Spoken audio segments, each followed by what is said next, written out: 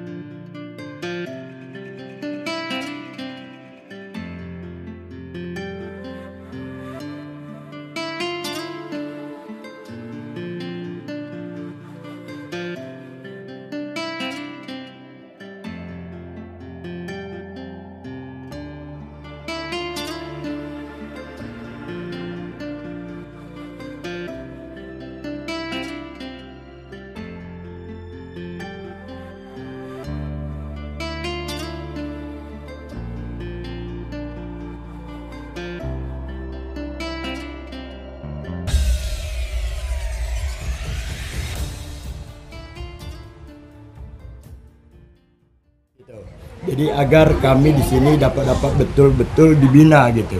Kenapa? Tadi kita sudah bercerita panjang lebar juga sekilas bahwa yang khususnya suku anak dalam di sini cara bekerjanya atau aktivitas sehari-hari itu sebagai pencari ikan. Nah, di sini pencari ikan ini kan perlu diperhatikan juga, Pak. Jadi bukan saja kita mengharapkan bantuan dari desa, tapi dilepas begitu saja tidak. Tapi mungkin ada PPL-nya. Nah, cara kita bekerja di sini mungkin harus diperhatikan juga kebutuhannya. Ya, mungkin agar lebih maju lagi, mungkin yang disampaikan tadi ada keteknya, ada perahunya, ada perlengkapan seruonya, karena itu hasil beli semua. Tidak pernah ada bantuan gitu. Nah itu yang untuk bagi SAD, Pak ya. Nah yang di luar SAD, di sini memang tadi Bapak cerita-cerita juga, di sini banyak tanaman sawit, cuman tidak ada kebun sawit. Nah jadi di luar SAD gitu, di sini masih banyak mencari upahan gitu, upahan manen gitu. Nah itu jadi tidak ada di sini itu penghasilan tetap gitu. Satu itu permasalahan perekonomian yang ada di desa Nogan Dusun Sigandi ini, Pak. Nah tentu juga di dalam hal-hal itu perlu fasilitas prasarana umumnya gitu. Ya seperti jalan yang sosial ini, Pak.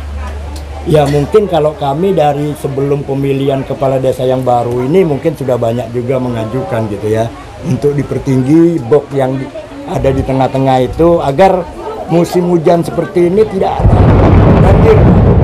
Ini kalau air udah naik, yang luar tuh enggak, yang di dalam tuh nggak bisa keluar. Mau tak mau robos, kan gitu. Jadi itu. Nah, yang selanjutnya juga perumahan, Pak. Di sini memang aturan pemerintah ada bedah rumah. Tapi toh yang namanya daerah suku anak dalam ini, saya pikir untuk daerah Segandi ini sulit untuk mendapatkan bedah rumah. Ya, kalau KTP, kartu keluarga mungkin di desa itu sudah tumpuk ya, Pak ya. Nah ini, mulai daripada WC yang namanya memenuhi persyaratan harus ngumpul KK, KTP sudah juga Pak, kan gitu. Nah inilah kenapa kami di sini masyarakat suku anak dalam ini memang jauh daripada pendidikan, jauh daripada wawasan. Kalau tidak kita dan bapak-bapak sebagai pimpinan yang akan memberikan wawasan tersebut gitu loh Pak. Jadi mungkin saya pikir itu dulu yang bisa Pak saya sampaikan. Seperti inilah Pak, seperti tahun kemarin waktu Bapak mencalonkan, alhamdulillah di desa Nyogan ini, saya sendiri, alhamdulillah nama Bapak, Pak Ipan Wirata banyak di sini nih kemarin itu, cuma yang mungkin belum memenuhi syarat. Itu yang pertama. Yang kedua Pak Ipan, seperti yang saya bilang tadi, di sini saya sebagai ketua mualaf desa Nyogan Bahar sekitarnya, kami itu kalau yang terdaftar ada 47 kakak yang terdaftar. Jadi di sini yang perlu saya katakan, kami ini Pak butuh perhatian. Perhatian kami ini krisis ekonomi dan krisis iman.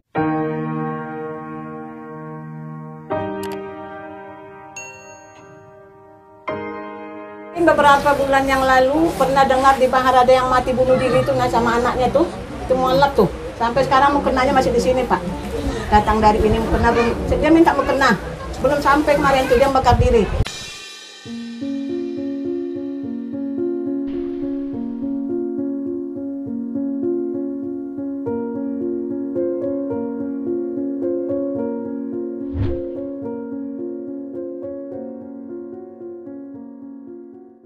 Dan krisis ekonomi.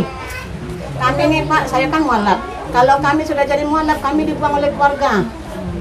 Tidak dilihat lagi sama keluarga. Jadi kenapa saya ingin ketemu dengan Pak Ipan kemarin tuh, karena inilah yang ingin saya sampaikan. Contoh seperti kata Pak Parman tadi, ini. Perlu proposal. Kalau mualaf mungkin tidak perlu proposal, cuma butuh perhatian. Kami pernah dikasih mukena, dikasih sejadah, tapi tidak ada gurunya, tidak ada yang ngajari. Jadi pernah saya tanya, mana mukenanya? Sudah saya kasih sama siapa? Dosa Bu, kalau saya nyimpan mukena, saya nggak bisa sholat katanya. Nah ini tadi. Terus ketemu di pasar Pak, baju ya sobek, saya bilang kita sudah jadi Islam tutup aurat, saya bilang gitu. Nggak punya Bu, jilbab nggak punya gini-gini, atay. Maka saya bilang sama Bu Nadia, Bu, tolong Bu usahakan baju bekas yang layak pakai, baju gamis dan alhamdulillah ditepati sama Bu Nadia. Alhamdulillah baju-baju bekas, walaupun bekas yang penting layak pakai. Itu tadi Pak, intinya tuh tadi tuh krisis iman dan krisis ekonomi. Kami pernah dikasih papan tulis, sampai sekarang masih ada di gudang saya, papan tulis tuh. Bapak tuh pernah datang sini, mengajarkan kami Al-Fatihah. Bismillah ini sampai Al-Fatihah. Cuma 4 kali pertemuan, karena kami sudah punya uang lagi. Karena setiap ada ustadz saya bayar Pak. 200 kali pertemuan saya bayar. Belum lagi nanti kalau saya tuh ngajak-ngajak anggota tuh, belum lagi nanti snacknya saya kasih gitu nah. Itu tadi. Jadi saya nggak mampu lagi untuk menggaji ustadz. Jadi proposal yang kayak mana, jenjang apa yang harus saya lewati untuk siapa yang harus saya temui, apakah saya harus ke kantor agama, apakah harus kemana gitu. Itulah makanya saya manggil Pak Ipan, karena saya tahu Pak Ipan orang pintar. Nah pertemuan sini terus saya nggak sanggup lagi. Jadi ini tadi Pak, yang terutama saya bilang kalau di sini 2 hari sebelum Lebaran biasanya pertemuan mualaf di sini Pak. Pada hari ini sebenarnya mereka ingin sekali ketemu dengan Pak Ipan, cuma ada kunjungan di Masjid Besar. Pertama dalam rangka silaturahmi. Barang siapa menjaga silaturahmi, pertama Allah panjangkan umurnya. Yang kedua murahkan rezeki. Tapi saya tadi tersindir. Pak Ipan 4 tahun baru ke sini. Berarti kurang bersilaturahmi ulang. Cuman saya itulah, kalau tidak ada yang menyampaikan hal-hal, ada laporan, kalau tidak diingatkan, bukan karena banyaknya desa, bukan saya lupakan, tapi tidak ada yang mengingatkan. Itu tadi, ya. Nah, alhamdulillah Bu Nuraini mengingatkan saya bahwa di desa Nyogan ini banyak problem. Sesuai yang disampaikan Pak Suparman tadi. Makanya saya, Pak Sartono, mendengarkan langsung problem Pak Suparman yang sampai bilang tadi, Pak, kalau orang pengen ke Bahar, bertanyonya di sini. Itu cuma sekedar bertanya, di mana Sungai Bahar? Orang ini jawab, sana lah. Nah, kalaupun datang, bisa enggak sini? Minta izin, cuma numpang tanyo gitu loh. Itu yang terasakan oleh masyarakat sini. Kalau punya pabrik, orang datang bikin pabrik, yang punya sawit bukan orang-orang ini. Ya gitu loh. Artinya ini harus menjadi perhatian khusus. Apalagi ini tadi ada suku anak dalam, ya tak? Yang betul-betul perlu perhatian. Yang kemudian juga bersatu antara SAD dengan penduduk pendatang dan pribumi di sini, ya tak? Itu bersatu.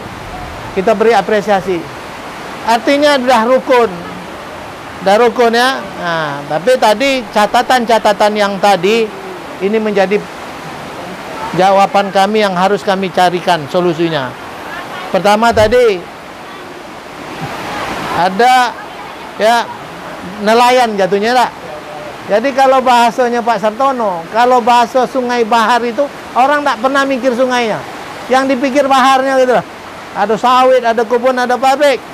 Padahal di Sungai Bahar itu sendiri bisa bermasalah, bisa bermanfaat. Apabila Sungai Baharnya diolah, ya tak? Apabila dibuatkan ya budidaya perikanan tadi. Saya mohon maaf baru inilah saya tahu bahwa Sungai Bahar itu ada potensi ikan. Nah itulah, mohon maaf. Nah tapi kalau begini, artinya harus betul-betul Sungai Bahar tadi, hulunya tadi di mana tadi? Nah, Sungai Ate, Batanghari, enggak? Hilirnya baru ke Sumatera Selatan. Nah, berarti kan ada sumber mata pencarian yang harus dilestarikan gitu. Nah, ini selalu potensi. Ini bisa kebijakannya secara besar atau bisa jangka pendek, jangka menengah. Nah, ini juga baru jadi catatan bagi kami. Yang kemudian tadi saya juga pengen melihat betul seperti apa budidaya ikan yang tradisional. Artinya tanpa pendidikan, tanpa pelatihan dari pemerintah. Ini udah menghasilkan tadi katanya sekitar berapa Pak? 5 kilo ya Pak? Dari pagi sampai jam berapa tuh Pak? Sampai malam. Kalau dihitung harganya di Jambi per kilo berapa ikan patin tadi? Nah, artinya kan ya. Nah, cuman di sini 15.000. Nah, paling mahal 15.000. Kalau dapat 30 kilo cuman dapat 45.000 lah. Nah, padahal biaya dia untuk menangkap ikan tuh jauh lebih mahal. Artinya perhatian khusus ya Pak ya. Nah, makanya kami juga mempunyai anggaran pokok-pokok pikiran, baik DPRD Provinsi maupun DPR Kabupaten. Nah, makanya mungkin ke Pak Sartono, udah pernah enggak gitu buat reses ini? Hah? Nah, sekarang saya perintahkan beliau nanti ke depan reses di sini. Ya. Janji kami, kalau enggak reses saya, reses beliau. Nah, dan juga kenapa saya mau katanya menjadi suksesi daripada Pak Ipan ini, karena kita perhatikan sendirilah Kabupaten Muara Jambi ini selama kepemimpinan 5 tahun terakhir ini kan sudah sama-sama kita lihat, sama-sama kita rasakan. Ini saja yang sedikit ini kata Pak Parman tadi cuma untuk meninggikan box itu aja nggak bisa, sudah 5 tahun. Nah, jadi alhamdulillah Pak Ipan ini memang luar biasa Bu. Pak Ipan ini kan pengalamannya luar biasa. Maka untuk jadi pemimpin itu kan tidak cuma butuh dukungan, tapi kita butuh SDM. Nah, dari beberapa calon yang muncul, saya melihat potensi itu ada pada Pak Ipan. Beliau ini Bu mantan Kepala Dinas Kerjaan Umum Kabupaten Muara Jambi. Jadi kalau masalah jalan-jalan ini Bapak-bapak, Ibu-ibu nggak usah ragu lagi nanti. Nah, dan juga masalah beliau ini pernah juga jadi Kepala Balai Sumatera yang ada di Jambi ini. Menangani sungai. Nah, menangani sungai. Jadi Pak Ipan ini kalau soal sungai sudah pengalaman beliau, jadi tepat sekali. Memang apa yang disampaikan Pak Ipan tadi, kalau kita lihat jalan nama Sungai Bahar ini namanya Sungai Bahar. Nah, saya sendiri yang 10 tahun jadi anggota DPRD Muara Jambi ini baru tahu di sini biasanya apa yang disampaikan Pak Ipan tadi. Sungai Bahar itu identik dengan sawit. Identik dengan pabrik sawit. Nah, tapi tidak pernah tersentuh sungainya, memang tidak pernah tersentuh. Itu selama 10 tahun saya mengabdi di sini tidak pernah tersentuh. Alhamdulillah dengan datangnya Pak Ipan ini jadi terbuka. Jadi cakrawala pandangan kita terhadap Sungai Bahar ini, ternyata sungainya potensinya luar biasa. Tadi ikannya, kan ikan 5 kilo kalau kita di Jambi Bu 300.000. Itu satu orang Bu ya? Iya. Pak ya? 5 kilo. Nah, 300.000. Nah, ini nanti kan ada cara-cara tertentu untuk ikan di sini dijemput, dipasarkan di Jambi. Kalau sekarang kan kalau jual 15.000 kan luar biasa sekali. Nah, murah nian, memang murah nian. Saya termasuk penggemar. Karena saya kan orang dusun juga kan. Jadi penggemar ikan sungai itu. Jadi saya sering beli itu 60.000. Kalau lagi nggak ada 70.000. Kalau sungai itu pun ikan patin Pak. Ikan patin apa? Ikan patin keramba yang lepas. Kalau ikan patin sungai seperti yang di sini itu bisa 90.000. Iya. Tepuk tangan dulu, ada harapan yang besar ini. Jadi sumber daya ini nanti karena potensi ini ada dengan Pak Ipan. Ya itu saya katakan tadi, untuk menjadi pemimpin itu bukan cuma istilahnya banyak dukungan, bukan. Kalau kita buktinya kejadian sekarang, didukung potensi dia untuk memimpin tidak ada, jadi cuma macam air ngalir di sungai, itu terus kan, tidak ada apa sungai ini mesti didam atau di sini potensi kolamnya tadi mesti dibangun atau ketek tadi. Nah itu kan tidak tergali di sini.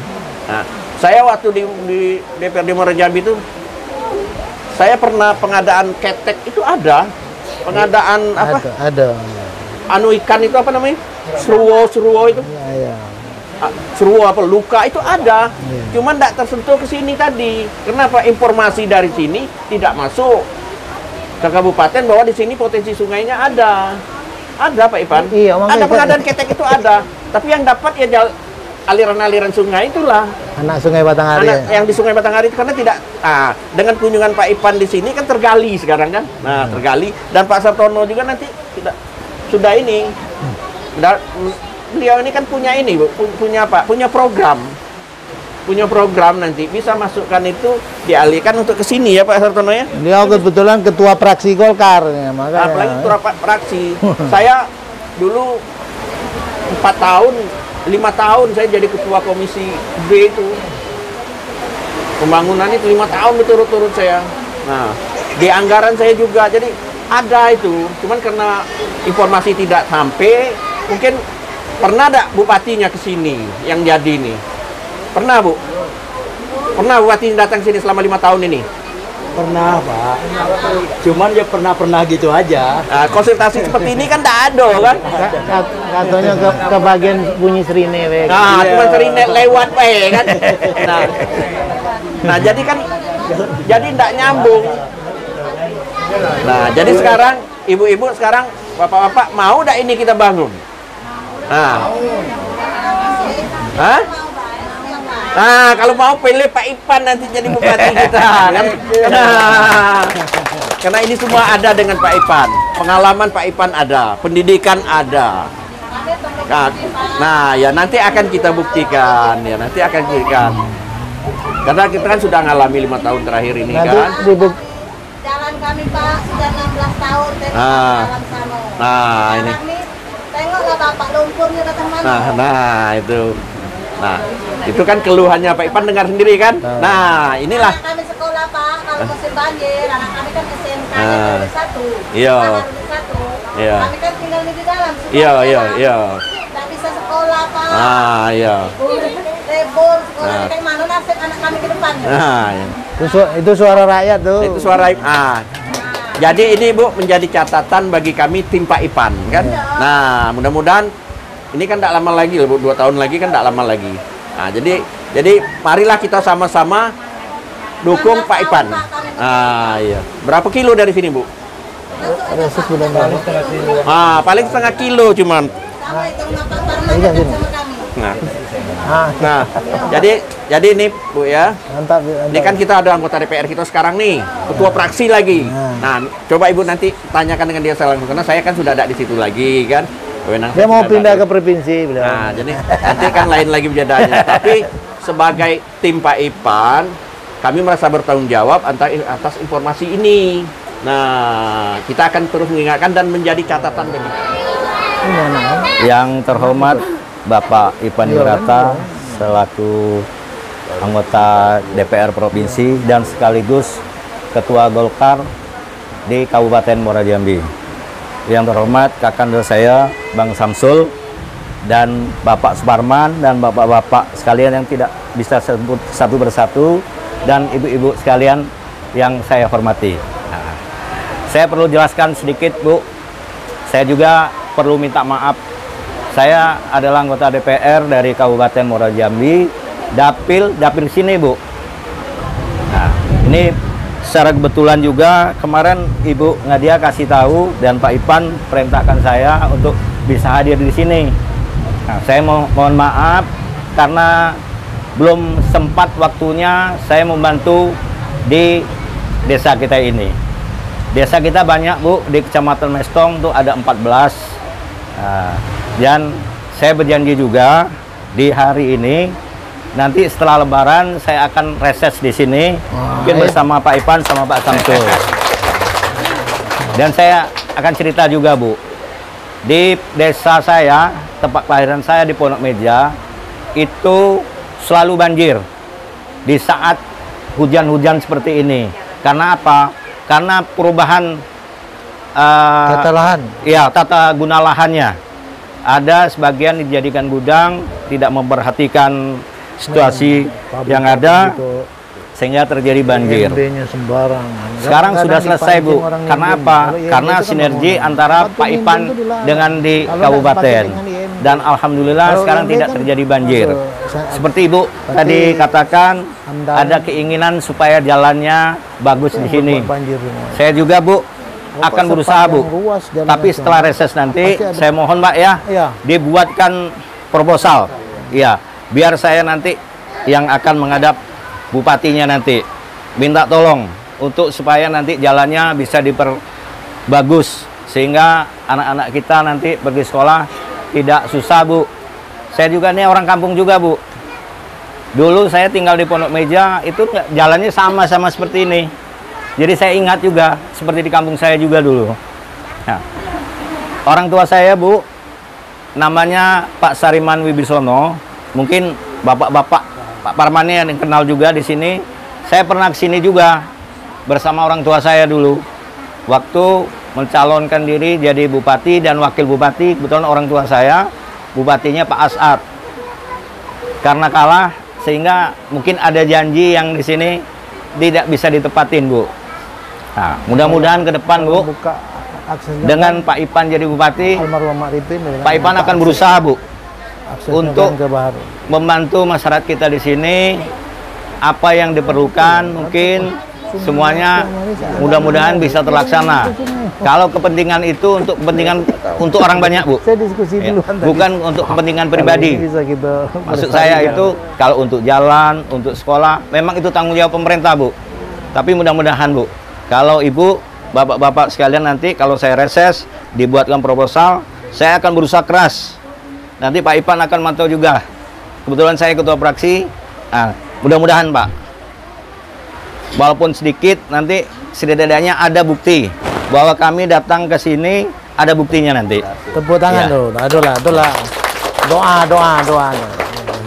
Ya, karena ini waktunya hujan Bu juga, kebetulan tidak ada sound sistemnya. Saya ini lagi dalam keadaan puasa nanti jerit-jerit kan. Batal puasanya apa-apa kan. Ya, saya mohon Bu ya. Ya. Saya akhiri. Wassalamualaikum warahmatullahi wabarakatuh. Waalaikumsalam.